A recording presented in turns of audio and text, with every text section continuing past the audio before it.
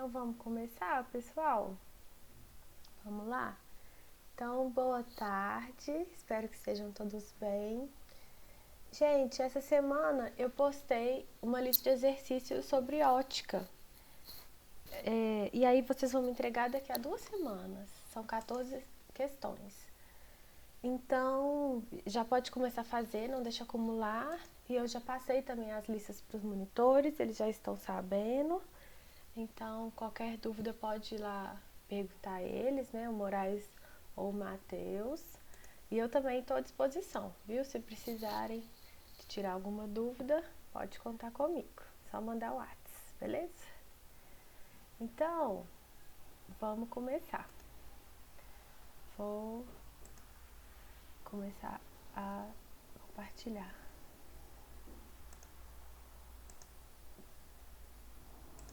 Então, hoje é a nossa última aulinha sobre ótica. E aí, assim, a matéria formal já acabou. Aí eu separei essa aula porque em algumas questões do Enem, em algumas vez ou outra, né, já caiu questões sobre esses assuntos, assim, ou assuntos próximos. Então eu achei melhor a gente dar uma pinceladinha, sabe? Só pra gente fechar a parte de ótica com chave de ouro. E aí semana que vem a gente já começa outro assunto. Então vamos lá ver os fenômenos ópticos interessantes. Tem que clicar. Isso. Bom, aí eu separei alguns, vai ser bem rapidinho, tá? Então, o primeiro chama polarização. Eu até coloquei uma questão na lista sobre isso. Polarização é assim, é quando eu chego, eu tenho várias ondas aqui em vibrações diferentes, uma vibrando para cima e para baixo, outra para o lado, cada um de um jeito. E aí aqui eu passo por um filtro, como se fosse, sabe? Filtro polarizador, assim, ou então uma tela, que a gente pode chamar. E aí, o que ele faz? Ele imagina assim, que eu tenho cordas aqui, eu acho que é mais fácil de entender. Eu tenho cordas vibrando em vários sentidos. E aqui eu tenho uma grade de um portão, que é furada e que só passa a corda que está nesse sentido do laranja aqui, só para cima. As outras cordas vão bater no portão e não vão passar. Então, polarização é tipo isso, você dá uma filtrada na direção da onda que você quer, sabe? Esse que é o fenômeno de polarização. Então, a polarização, né, esse filtro polarizador, ele seleciona uma das direções da vibração da onda, né? Então, eu vou filtrar só a laranja, que está vibrando assim para cima. As outras que estão meio tortas não vão passar. E aí existem vários tipos de polarização diferente. Por exemplo, ela não acontece só com ondas em corda, né? Ela acontece também, por exemplo, com ondas eletromagnéticas, né? E ela pode acontecer por refração, por absorção, por reflexão. Então eu consigo fazer esse processo de filtragem, de seleção da vibração, por diversas formas diferentes. E aí, uma coisa interessante é isso aqui, ó. As ondas longitudinais, que é a do som, né? Que se propaga na direção paralela à direção da vibração, não ocorre o fenômeno de polarização. Então é a única exceção. Tipo, no som não acontece. Todas as outras ondas acontece sim. E aqui é uma diferença de imagem, sabe? Aqui não polarizado e aqui polarizado. Aqui não polarizado, aqui polarizado. Uma vez o meu marido comprou um óculos de sol, assim, na Chili Beans. E ele era com a lente polarizada. E aí, um dia a gente tava no trânsito, mas assim, na estrada. Tava uma chuva, gente, uma chuva. Sabe quando você não enxerga nada no vidro da frente? Tava daquele jeito. E aí, quando ele colocou o óculos escuro, ele enxergava bem melhor a estrada. Porque a lente polarizada, ela tira esse excesso de brilho, tá vendo? Que são as ondas em outras direções. Samira tá pedindo pra entrar. Deixa eu lá. Não tá fazendo barulhinho mais, por isso que eu não vejo. Obrigada por avisar. Então, essa lente polarizada, ela faz isso, ela filtra aquele excesso de luminosidade, assim, né? Como a gente pode ver nas fotos. e deixa isso mais fácil de visualizar. Essa é uma das aplicações da polarização. Aqui então tem um outro exemplo, né? Eu tenho a azul, que é uma onda que está deitadinha, e a laranja, que é uma onda que está vibrando na direção vertical. E aí eu tenho uma tela polarizadora, um filtro polarizador, que ele é na vertical, então ele só deixa a laranjinha passar. Então aqui passou, é uma onda polarizada, né? Agora, se eu pegar esse filtro, que é tipo essa grade, e virar ela deitando na direção que tá a onda azul, só vai polarizar azul e não vai passar laranja, né? Então isso acontece também. Eu coloquei para vocês no Google Classroom um experimento de onda polarizada, super legal. É um professor da USP que está fazendo esses experimentos, assim, é legal. Aí ele faz isso, ele gira até esse filtro polarizador e aí você consegue ver melhor, beleza. Só que ele faz com onda eletromagnética, então você não vê a onda bonitinha igual aqui no desenho, né? Você só vê o sensor lá. Na verdade, ele trabalhou com micro-ondas. O sensor colocando zero ou um valor diferente de zero, que ele, quando a onda passa. E quando não passa, o valor é zero. Tipo assim.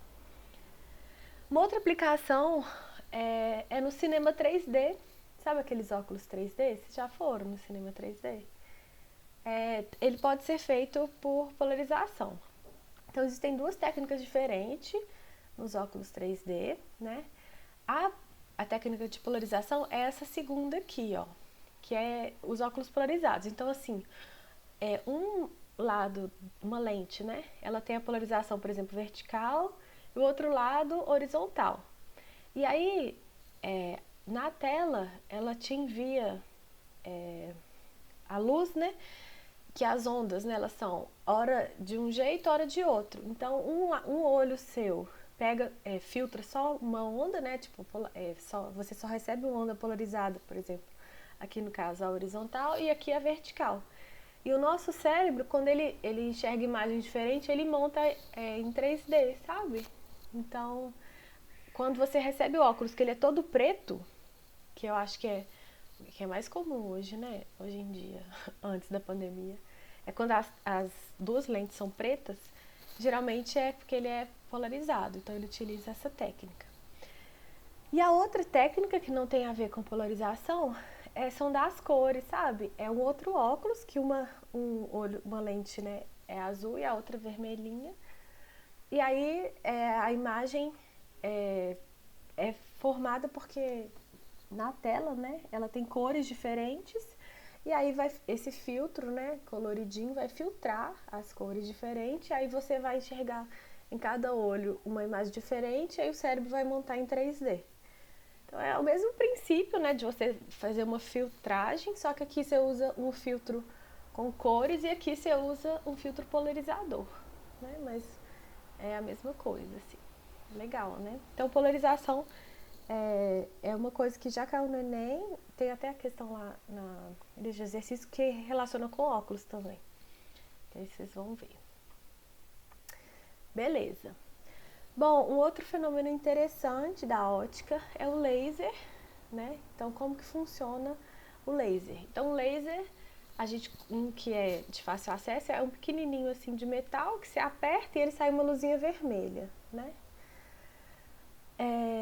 Então, como que ele funciona? Ele funciona com a emissão estimulada. Então, você envia para ele uma energia para o átomo, né? Tô falando questão atômica. Para um átomo, você envia para ele uma energia e aí, o que ele acontece? Ele recebe essa energia e aí, dentro dele, né, acontece o elétron, ele vai mudar de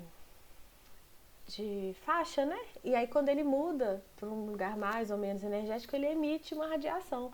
E essa radiação, ela tem um valor sempre bem determinante. Você sempre envia um tipo de onda, ele vai devolver sempre um tipo parecido. E esse tipo parecido é a luz vermelhinha que a gente conhece como laser, né? Então ela tem uma característica bem específica, assim.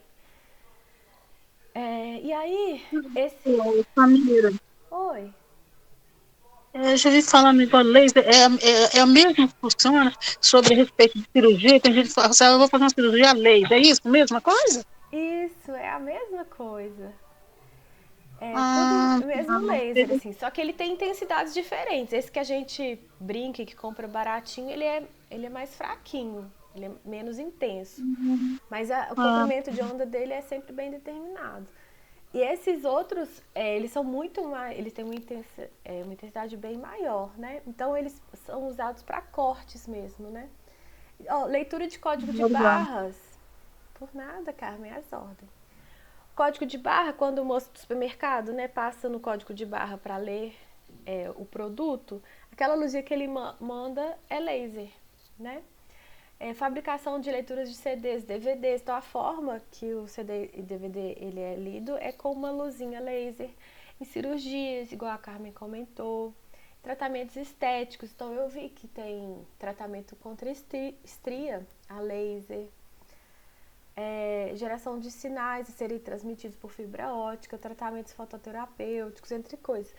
Eu já vi também, por exemplo, corte de chapas. Então, você quer cortar uma chapa de madeira de uma forma assim bem detalhada, você pode cortar a laser, né? Porque ele tem uma intensidade tão grande, esses lasers dessas máquinas, né?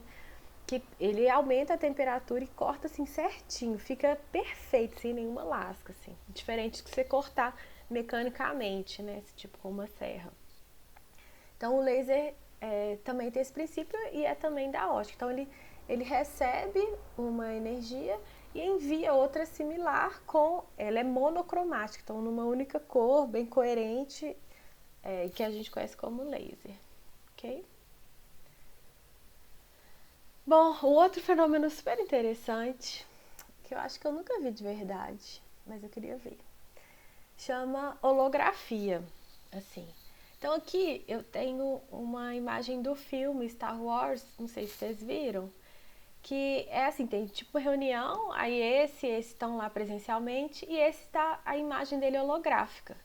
De repente aparece assim. Então, na verdade, ele tá sentado lá na casa dele, em algum lugar, e aqui aparece a imagem dele holográfica, sabe? Então, é isso que é holografia, assim, né? Isso já acontece na vida real, não só no Star Wars, que é um filme mais futurista, assim, né? Então, o que acontece? A holografia é uma visualização em 3 dimensões. Então, você acha mesmo que você está vendo aquela coisa, né?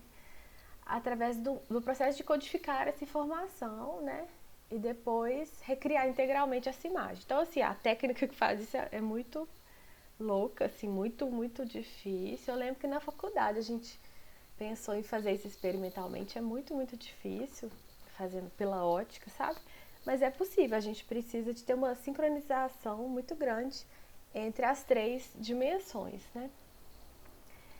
E aí, com ela, a gente pode armazenar dados, usar instrumentos óticos, criar redes de difração, por exemplo, igual aquela rede, né, que parece um portão lá da polarização. A rede de difração também é parecida com ela. Você pode criar holograficamente isso, controle de materiais de segurança, várias coisas, né? E também a gente pode usar para entretenimento, né? Como eu vou mostrar para vocês. Então aqui, olha que lindo, gente, é um circo. Ele chama Roncalli. Coloquei no Google Classroom o vídeo, que é esse vídeo aqui, mostrando como que é a apresentação desse circo. Então, na verdade, não tem animais, né? De verdade, é tudo holografia. Então, nesse centro aqui, onde acontece as apresentações, você tem várias fontes de luz e elas juntas formam essa imagem. E aí mostra primeiro esses cavalos, eles vêm correndo dourados, assim. É muito, muito lindo, assim. Tem um elefante, que aí ele faz as brincadeiras com o público, mas tudo de forma holográfica, tudo controlado por computador. É lindo de ver, assim. Depois vocês podem ver. E aconteceu também em 2014, eu lembro disso. Um show do Michael Jackson, ele já tinha morrido, né? Um show holográfico, onde foi nessa premiação de música, né? Billboard. Ele apresentou, então todo mundo ficou surpreso, porque ele já estava morto, e como que ele apresentou de verdade?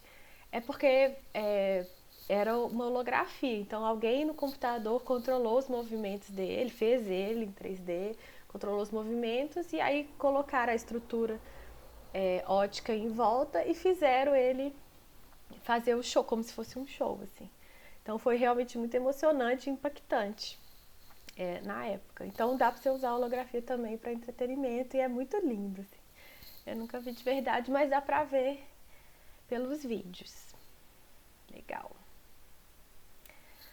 Uma outra coisa muito interessante de ótica são as cores do céu, né, gente? Eu acho muito legal, assim, às vezes você olha pro céu, o céu tá azul, e por que a cor azul, né? E no entardecer, principalmente nesses dias frios, né? Fica ele mais avermelhado, né? Assim, ou então no nascer do sol. E por que a nuvem é branca, né? Porque exatamente a cor branca. Por que de cima... Tipo assim, tudo no céu, as cores do céu, assim. Eu acho muito legal. Então, como que isso acontece? É sempre por espalhamento, né? Então, quando a luz que vem do Sol penetra a atmosfera, ela atinge os átomos de nitrogênio e oxigênio, que estão na nossa atmosfera, né? E outras partículas também, que compõem a atmosfera. Então, ela espalha essas cores, né? E aí, dependendo do ângulo que você está visualizando esses raios, você pode ver ele mais em ondas curtas, por exemplo, aqui, né? Ele vê mais as ondas curtas, que aí ele vê azul.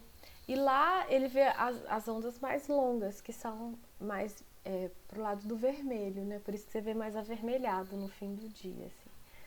Então, o espalhamento, né? É a técnica que a gente estuda aí, se chama espalhamento de Rayleigh, né? Mas assim, são coisas mais específicas, assim, bem aprofundadas. E aí tem esse link aqui. Eu acho que eu esqueci de colocar ele lá. Vou colocar no Google Classroom. Que ele é só sobre explicando essas cores do céu, porque a nuvem é branca e tal, é bem legal, assim. E aí, por exemplo, aqui, né? A neblina. Você já viu quando você tá em um lugar frio, assim, montanhoso, de manhãzinha, a neblina fica toda branca. Por que ela é branca, né? Da mesma forma que as nuvens, a neblina também aparece branca, né? Porque ela é formada de partículas maiores. A neblina é formada de partículas maiores do que essas partículas de nitrogênio e oxigênio que formam a atmosfera. Então, o espalhamento acontece diferente, né? Acontece em todos os comprimentos de onda. E a gente viu que, igual o prisma, né? Todos os comprimentos de onda formam a cor branca. Por isso que a gente vê branco. Mas no exterior, assim, né? E do espaço, nosso planeta apresenta uma cor azul, mas a cor é diferente do céu azul, né? É uma cor mais escura, um azul mais escuro. E aí, o que faz isso é a absorção de longos comprimentos de onda dentro dos oceanos. Então, tem a ver com os oceanos, que formam lá 71% da superfície da Terra, que dão essa cor azul que é vista no espaço. Então, o nosso planeta azul é por causa principalmente dos oceanos. Olha que lindo. Eu gosto muito desse assunto, eu acho legal a gente conseguir... sei lá, acho meio poético, né? As cores do céu, eu acho muito bonito. E a gente conseguir entender um pouco, né, fisicamente sobre isso. Então, aqui na ótica, a gente já falou um pouquinho sobre o arco-íris e tal. Então, é legal, são coisas que a gente vê e que dá pra gente explicar um pouquinho, né, da física nisso, eu acho bonito. Tem química também e tal, acho bonito.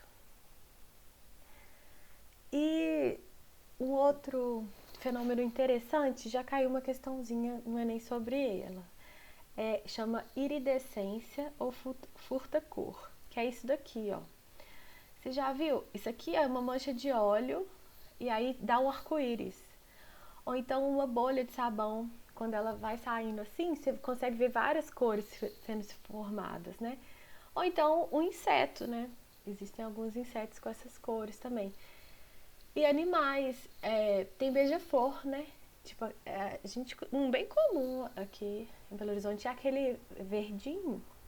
Tem um azulzinho também. Que eles têm, tipo, perto do pescocinho, assim, tudo bem coloridinho, assim. Ele é meio... É isso aqui, ó, mais ou menos. É furta-cor mesmo que a gente fala, né? Então, o que acontece nesse fenômeno, né? Então, o que acontece? A luz atinge uma película fina. Então, vamos pensar aqui na bolha, né? E alguns raios sofrem refração. A refração é quando muda de meio, né? Ao voltarem para o meio exterior, então elas entram aqui, passam por uma refração, passam por outra refração e saem. E aí, quando elas saem, eles associam com outros raios que foram refletidos também aqui. Então, saem raios de todas as cores, né? Uns mudaram de direção e tal, mas como ela não é totalmente lisa, essa superfície também, então uns saem mais inclinados, outros não, e cada um desses forma uma cor diferente, por isso que dá essa sensação de arco-íris, sabe? Então acontece essa interferência formando todas as cores, assim. Então, Oi, Samira. E a aurora boreal, por quê que acontece aquilo? pois é. Então, Marilene, boa tarde. A aurora boreal, ela é um pouco diferente, assim. Ela é um fenômeno eletromagnético. Quando acontece uma tempestade solar, então o que acontece? O Sol, dentro dele, eu tenho formação de campo eletromagnético. E aí esse campo magnético, ele consegue sair do núcleo do Sol e ele forma, vamos supor, uma argola, assim, que é uma onda eletromagnética em forma de argola. Aí quando ela sai, ela caminha, olha que loucura, ela caminha pelo espaço e aí quando ela chega próximo da Terra, esse campo eletromagnético, a gente chama de tempestade solar mesmo. Acontece de tempos em tempos, é comum, é da natureza do Sol. Quando ele chega na Terra, a gente tem um escudo eletromagnético, que é o nosso campo eletromagnético, né? A Terra é como se fosse um imã. Então, quando essa tempestade solar chega, ela quebra um pouco da nossa proteção. E aí, quando quebra essa proteção, algumas partículas gasosas que estavam flutuando por causa do nosso campo magnético, elas acontece uma aceleração, porque é tipo quebrado esse campo, e elas aceleram. E essa aceleração dessas partículas faz ter a cor, sabe? Então é uma coisa bem eletromagnética. Eu tenho um vídeo muito legal sobre esse assunto. Se você quiser, eu posto lá no grupo pra vocês. Aí você me fala aí no chat pra você ver. Mas é super legal também, né? Pra quem não conhece, a aurora boreal e austral são umas cores que dão no céu, assim, elas ficam meio que flutuando, assim, umas cores muito diferentes, assim, que acontecem tanto de dia quanto à noite, mas acontecem só nos polos da Terra, né? Então, lá pro Canadá, por exemplo, já é um lugar que você consegue ver. E ele não acontece regularmente, acontece só quando tem as tempestades solares e quando a gente tem uma boa temperatura e umidade, assim. Então tem que ter questões ambientais junto com essa tempestade solar, aí você consegue ver. Meu sonho da vida é um dia ver de verdade. Espero que eu consiga, vocês também, porque é lindo. Mas obrigada pela sua pergunta, Marilene. Então Samira, Oi. por que, tipo, ontem eu tava no sol, aí você ficar olhando pro sol, e, tipo, na minha casa tem uma planta que é rosa. E quando eu olhei pra planta, ela tava, tipo, azul e roxa. O que tem?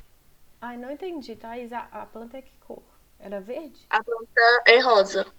E aí você olhou E aí, pra. depois que eu fiquei um tempão sentada no sol, olhando, tipo, porque tava muito claro e dentro de casa tava mais escuro. Aí a planta mudou de cor. É. Eu acredito que é o tempo da sua pupila entender lá que você deu um excesso de luminosidade, né? Lá dentro dos seus olhos mesmo. E eu acho que ela demorou um pouquinho pra ajustar e deu essa diferença, assim. Eu acredito que é isso, assim. Uma coisa mais fisiológica mesmo. Mas é legal, né? Eu já vi isso também. Eles falam que às vezes você ficar olhando muito pro sol, assim, uma fonte, você pode até queimar sua retina. Ai, tem uma perguntinha aqui do Gui. Vamos ver. Aviões de controle remoto que nós fazemos em casas, as asas precisam ser cortadas a laser para ficar com a curvatura certinha. Tem nos carros mais caros, mostram a velocidade. Ai, Gui, eu não sabia, que doido. Que legal. É, então isso serve pro laser. Obrigado, não sabia. É, tem que ficar tudo certinho. Legal. Gente, isso era tudo que eu queria falar pra vocês.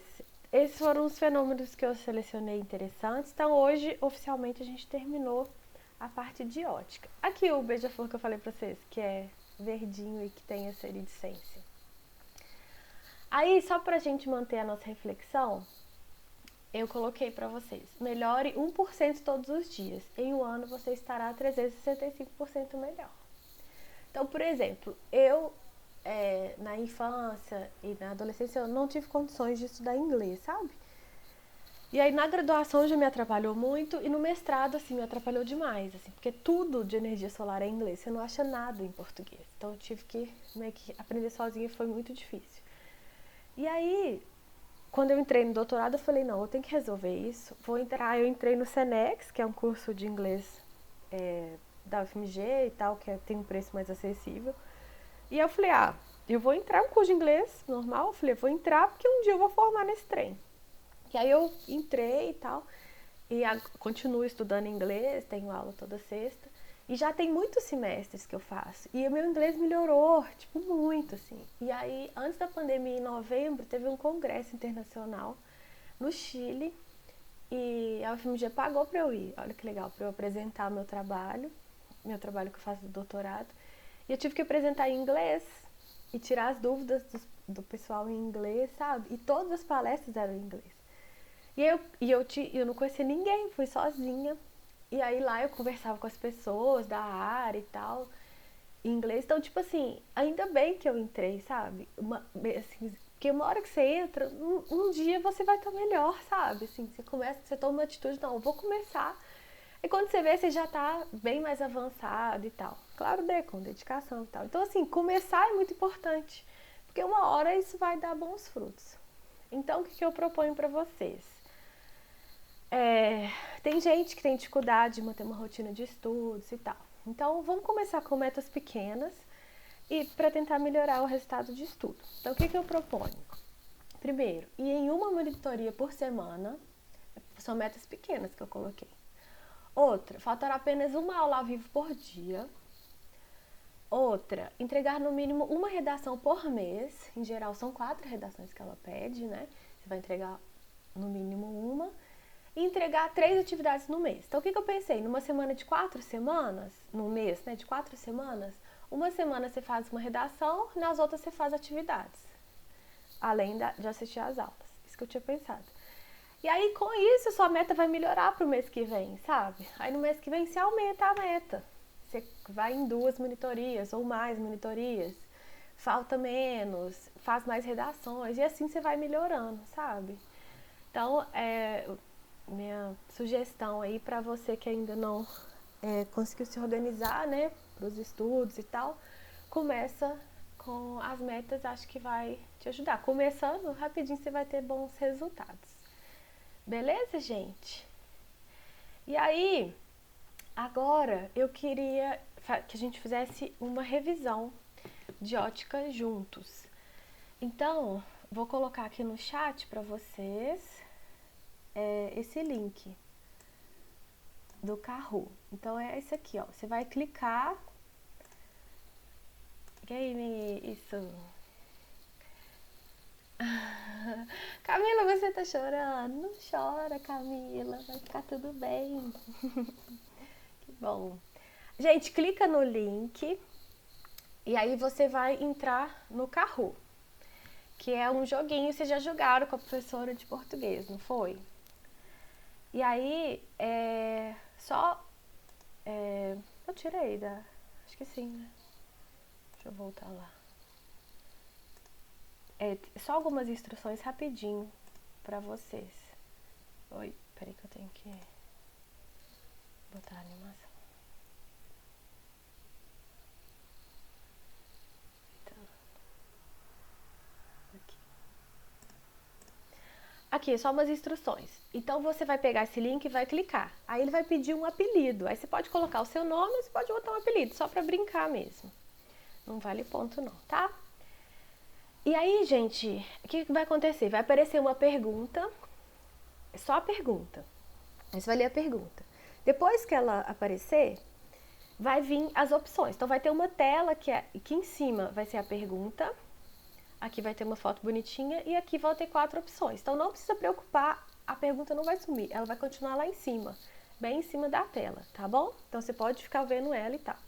Aí eu coloquei, você vai ter até 1 minuto para marcar a opção. Mas o Kahoot é uma competição entre vocês. Então quem marcar mais rápido ganha mais ponto. Quem acertar a questão ganha mais pontos. E aí no final a gente vê quem ganhou, assim, a competição da revisão. Então você tem até 1 minuto, mas você não precisa gastar 1 minuto. Quanto antes você fizer, melhor. E aí no final de cada resposta vai mostrando o ranking. Como que você tá indo no ranking, tá bom? Então entra lá, vamos fazer juntos. E eu vou ajudo vocês com as dúvidas depois. Então bora lá, todo mundo fazendo Kahoot. Entra lá.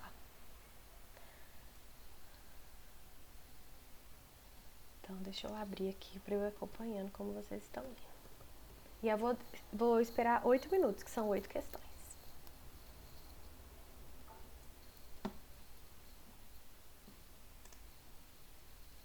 Quem não conseguir entrar, me fala, tá?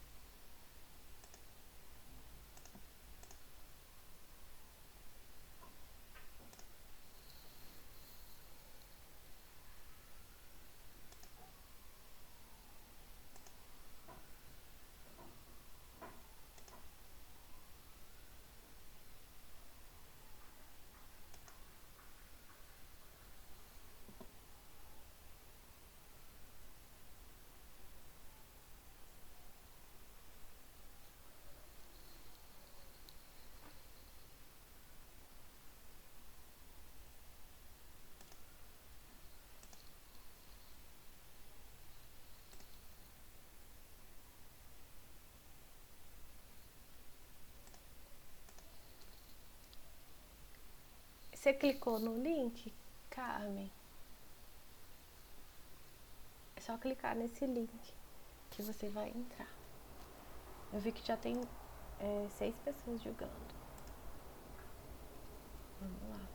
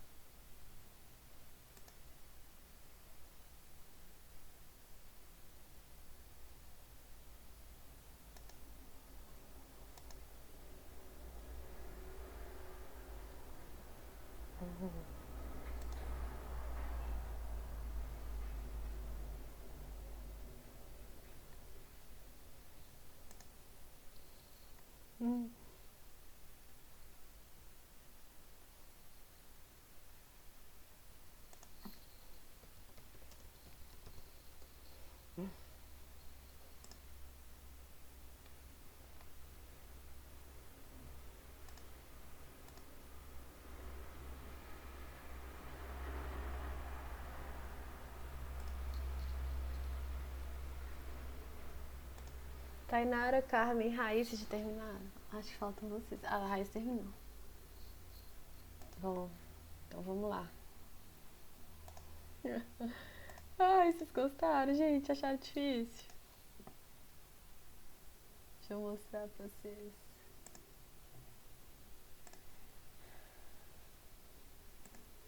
Vocês conseguem ver minha tela do Kahoot? Aqui tem o ranking, ó, de todos.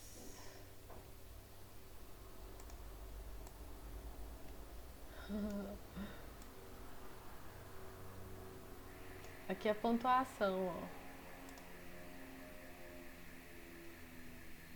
Ai, deixa eu ver todo mundo. Manu arrasou com 4.700. Parabéns, Manu! Depois a Raíssa em segundo lugar. Parabéns! Quem que é KR? Não sei. Em terceiro lugar. E aí depois vem todo mundo. Arrasaram, parabéns. Deixa eu só mostrar pra vocês. Ai, não lembro como faz. Ver as perguntas, né? Ai, vou ter que entrar lá de novo, que eu não sei. Vocês conseguem ver aí, né, gente? Aqui, ó. Então vamos lá, só pra gente corrigir rapidão pra vocês irem descansar. Nos meios materiais, como ar, água, vidro e a velocidade da luz é... Gente, a resposta é menor do que C. C é a velocidade da luz, que vale 3 vezes a 8, mas ela tem esse valor apenas no vácuo. Nos outros materiais, ela tem um valor menor do que isso. Então, a velocidade da luz nunca pode ser maior do que C. Ela tem o valor de C no vácuo e em outros materiais ela tem um valor menor. Então, a resposta é menor que C. A segunda questão. Se vocês tiverem dúvida, vocês me falam. A soma de todas as cores... Ah, eu falei hoje, né? Depois que eu falei que eu percebi. A soma de todas as cores é da cor branca e não preta. E a gente pode ver isso com o experimento que o Newton fez, que chama disco de Newton. Então, você colore cada parte de um disco de uma cor e gira, vira branco. E, na mesma forma do prisma, né? A luz branca se separa em todas as cores, ok? 3. Na formação de imagens em espelhos esféricos, a imagem é chamada virtual quando ela não pode ser projetada. Então, ela é virtual quando ela não pode ser projetada. Quando ela é feita com o prolongamento dos raios também. Então, ela não é formada pelos raios de luz, mas sim pelo prolongamento deles. Ela também é chamada virtual, tá bom? E toda imagem virtual, ela é direita. Ela não é invertida, ela é sempre direita. Então, imagem virtual feita com prolongamento dos raios, não pode ser projetada e ela é sempre direita e não invertida, tá bom? Sempre. Depois, a imagem no espelho convexo. A resposta tem sempre o mesmo tipo de imagem, independente da distância do objeto. Sim, então tem que sempre lembrar. O espelho convexo, ele tem um tipo só de imagem, que é virtual, direita e menor, sempre. Então, no espelho convexo, eu tenho sempre essa imagem, independente da distância do objeto ao espelho, tá bom? Beleza. No 5, a imagem formada por uma lente divergente. Então, como que ela é? A resposta é: melhora a visão de quem tem miopia. Então, era para vocês lembrarem daquele memezinho que eu coloquei, que pergunta, por que uma pessoa que tem miopia não consegue enxergar nada no zoológico? Porque na miopia, a lente que você usa é divergente, não de ver bicho. Por isso que eu coloquei. E eu coloquei aqui os bichinhos para vocês lembrarem. Sobre isso. Então, a miopia é a única doença dos olhos, né?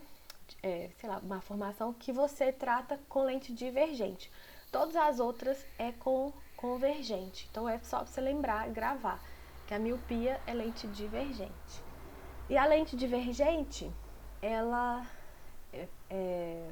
a imagem dela é virtual, direita e menor. Igual do espelho convexo. Então, olha só, gente, espelho convexo e lente divergente, independente da distância do objeto até a lente, o objeto até o espelho, ele forma um tipo de imagem só. Virtual, direita e menor. Então, dá para gravar isso, ok? A 6, a imagem de uma lente convergente. Aí, a convergente já depende da distância onde você está, né? Então, a resposta certa é: o elemento que se encontra mais afastado da lente tem o maior tamanho. Então, é aquele que fica depois do centro de curvatura, né? Bem longe, ele fica... a imagem tem o maior tamanho, né? É isso. No 7, nos olhos, quem faz o papel de uma lente e foca a luz na retina é quem? Então, olha só, quem faz o papel de uma lente pode ser o cristalino, que é a própria lentezinha mesmo, ou a córnea, que é uma película que fica na frente. Só que a córnea, ela é tipo uma lentezinha, mas ela não foca os raios na retina. Então, não é ela. Quem faz esse papel é o cristalino. Então, o cristalino é a lente que pode ficar mais gordinha ou mais fininha e que vai projetar a imagem lá na retina. A íris é as cores do olho, né? E a pupila é o buraco dentro da íris, que vai abrir e fechar para controlar a luminosidade. E a última, falando sobre a hipermetropia, a resposta é: a imagem se forma depois da retina. Então, só para você lembrar que hipermetropia é tipo longe, tipo hipermercado é uma coisa grande, tipo longe, sabe? Então, hiper é depois do que precisa, sabe? Então, a imagem é formada depois da retina sempre. E aí você tem que puxar ela mais pra cá, tá bom? E ela é o contrário da miopia. A miopia, a imagem é formada antes. E a hiper é lá no fundo, lá longeão, depois da retina. Aí você tem que puxar ela um pouquinho, tá bom? Na hipermetropia, você tem que usar lentes convergentes, né? E o que eu coloquei divergente? Mentira, divergente é só pra miopia, tá? E aqui fala assim, ó, acontece pois o músculo fica cansado. Então, o músculo cansado é outro problema de vista, que não é esse, tá bom? É aquele que fala de vista cansada mesmo, tá? Então, é isso. Espero que vocês tenham gostado. Façam a listinha. Deixa eu ver o que vocês escreveram aqui. Guilherme, você errou e você é míope. Não é possível. Colocou um online. Muito bom. Isso. Então tá, gente. Não vou ocupar vocês mais. Que bom que vocês gostaram. Beijo, beijo, beijo. Façam a lista. Estou à disposição. Valeu, arrasaram no game. Parabéns, Manu. Beijos.